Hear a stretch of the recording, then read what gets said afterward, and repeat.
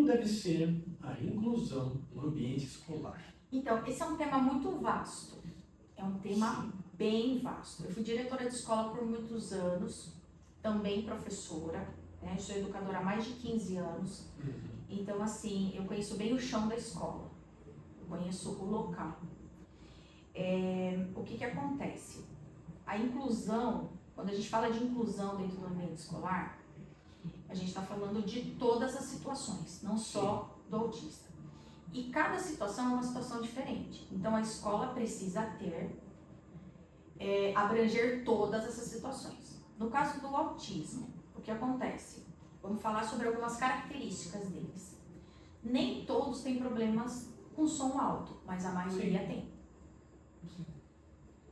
Então, desestabiliza o autista. Quando se desestabiliza um autista dentro do ambiente escolar, ele vai ter uma reação. Diante dessa reação, ela vai ser interpretada de uma maneira pela equipe da escola e pelos alunos. Aí vão surgir os mitos, entendeu? Então, assim, quando a gente trabalha a inclusão dentro da escola, nós trabalhamos com a realidade, a escola precisa trabalhar com a realidade, para que não surjam mitos dentro daquele ambiente. Porque dentro de casa a gente sabe que se desestabilizar e ele ficar nervoso, e ele se bater ou acontecer alguma coisa assim, foi porque ele se desestabilizou, porque algo desencadeou aquilo. Na escola pode surgir o mito de que ele é violento. Entendeu? Isso é um problema muito grande. Porque o coleguinha... Sempre é. Não. Porque o coleguinha pode levar isso para casa. E a mãe desse coleguinha que levou para casa vai falar: tem um garoto ou uma garota na sala do meu filho que é violento. E não isso é toma bem... uma proporção que não é. Toma uma proporção imensa. E não é isso que aconteceu. Então, assim, a inclusão, isso é só um fator, né? Assim, a inclusão no ambiente escolar pode, se ela não for bem feita, se ela não tiver um olhar para aquela situação, ela pode trazer um problema para a instituição, para a família e para o município, inclusive. Que pode trazer até um problema de lei. Então, assim, é um tema vasto. Daí eu acho que um podcast só sobre isso. Exatamente. Então, inicialmente o apoio do município a essa instituição que está recebendo essa criança, precisa oferecer recursos, profissionais qualificados e conscientização. É muito importante conscientizar a comunidade escolar, conscientizar, porque o crescimento da comunidade escolar diante de uma criança com uma necessidade especial convivendo é imenso. Nós temos seres humanos melhores, mais empáticos, solidários, aqueles que convivem, que crescem, que estudam com crianças com necessidades especiais, com espectros, eles crescem seres humanos melhores.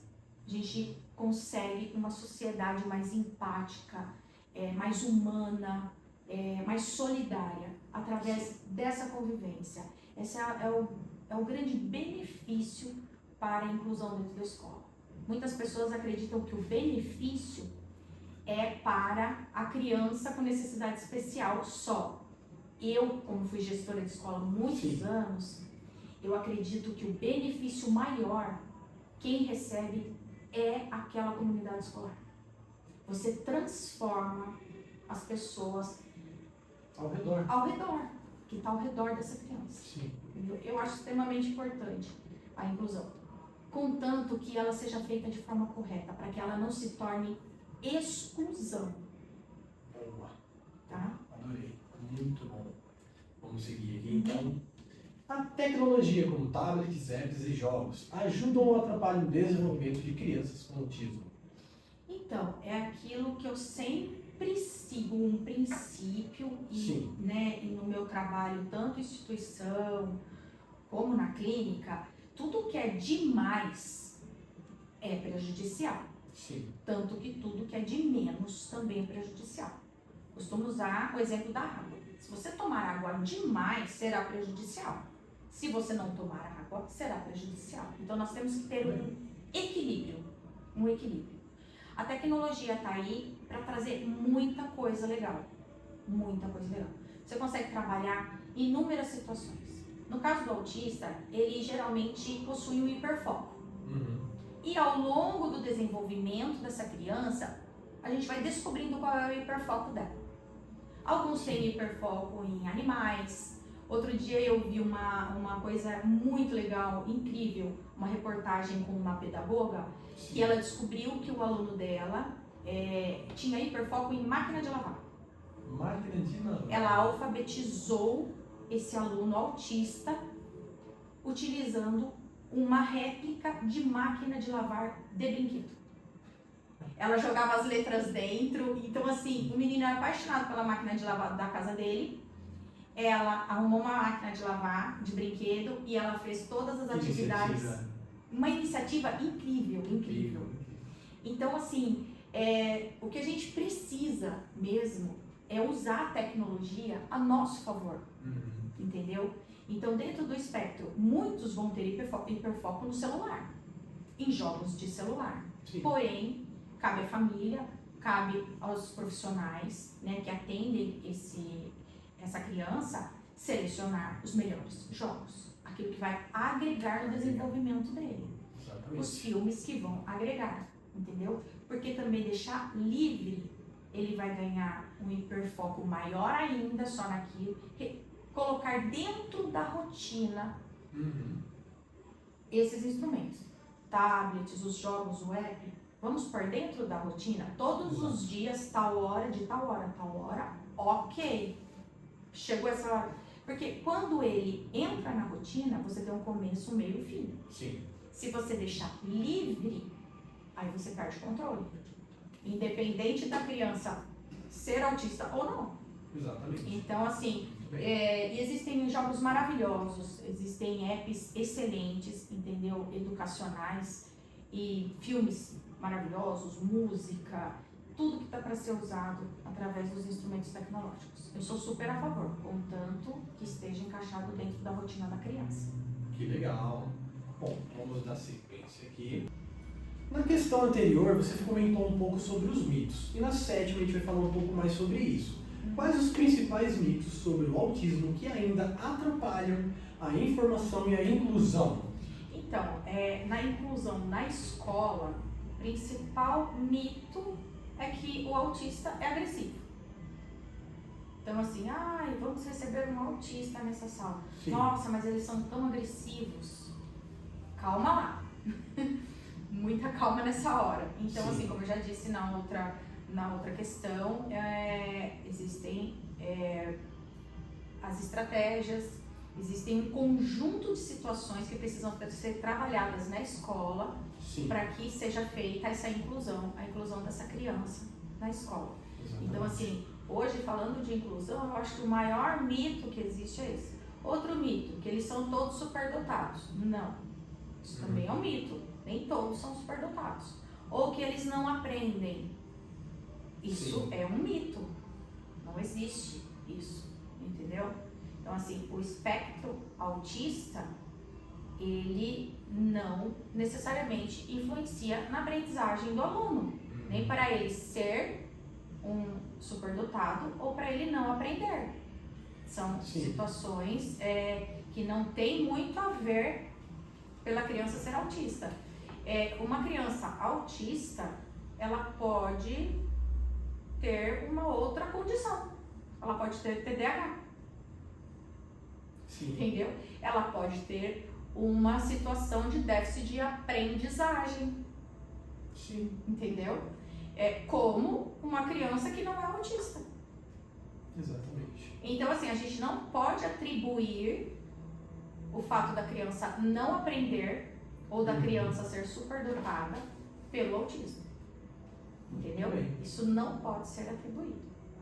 Por isso que a inclusão, ela precisa ser feita e é muito importante ter um diagnóstico da criança. Sim. Quando você trabalha o diagnóstico, você vai trabalhar todas essas situações. Ele é autista, mas ele também tem um TDAH. Sim. Ok? Então a gente vai partir do princípio de trabalhar com essa criança com características de autismo e TDAH. Exato. Ele é uma criança que ele tem um déficit de aprendizagem, entendeu? Ou ele tem um transtorno global junto com o autismo. Então, a partir daí, também a instituição, ela tem Sim. um norte, um caminho. Porque tudo que é no escuro fica muito difícil. Com as crianças Exatamente. com necessidade especial, com as crianças com espectro autista, é muito difícil. Estou falando de novo sobre escola, como pedagoga, como psicopedagoga e neuropsicopedagoga, professora de educação especial. A gente precisa de um norte. Como quando você chega no médico, você fala, doutor, minha garganta está doendo, eu preciso de um remédio, ele vai te examinar, te dar um diagnóstico para receitar o remédio correto, entendeu? Exatamente. Então, para que haja um desenvolvimento dessa criança, o desenvolvimento das habilidades que ela está ali para essa proposta, precisa-se de um norte. E o Sim. diagnóstico é o norte. Então, assim, é a primeira coisa.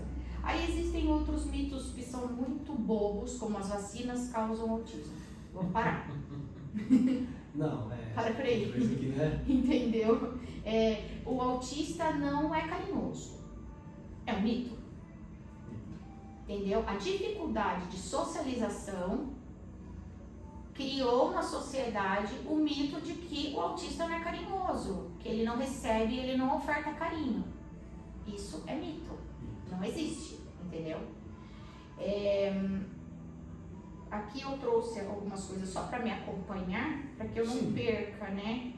E sobre que não existe intervenções, que nada vai fazer efeito. Isso também tem muitas famílias, inclusive, que não procuram atendimento. Sim. Porque acha que não vai fazer diferença nenhuma.